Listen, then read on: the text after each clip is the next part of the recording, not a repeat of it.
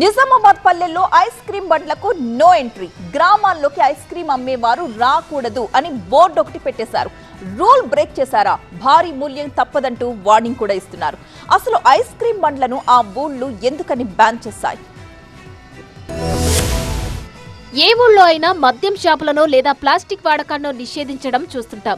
కానీ నిజామాబాద్ జిల్లాలోని పలు గ్రామాల్లో మాత్రం పిల్లల ఆరోగ్యం కోసం ఐస్ క్రీం బండ్లపైనే నిషేధం విధించారు.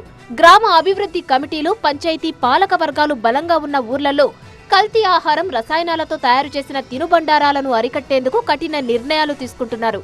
నిబంధనలను అతిక్రమించి ఎవరైనా కల్తీ ఆహారాన్ని విక్రయిస్తే 5,000 రూపాయల వరకు జరిమానాలు విధిస్తామని హెచ్చరిస్తూ గ్రామాల సరిహద్దుల్లో ఫ్లెక్సీలు ఏర్పాటు చేస్తున్నారు. పాంసపూర్ గ్రామంలో గత కొన్ని రోజుల క్రితం మేమందరం కలిసి ఐస్ క్రీమ్ బండ్లు, తోపుడు బండ్లు ఇట్లా అమ్మే వాటిని నిషేధించడం జరిగింది.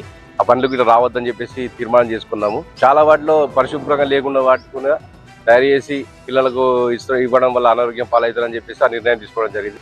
జిల్లాలోని డిచ్పల్లి, బాల్కొండ, ఆర్మూరు మండలాల్లోని పలు గ్రామాలు ఇప్పటికే ఈ దిశగా అడుగులు వేశాయి. తమ పిల్లల భవిష్యత్తు, ఆరోగ్యం కోసం ఊరి పెద్దలంతా ఏకమై ఈ కీలక నిర్ణయం తీసుకున్నారు.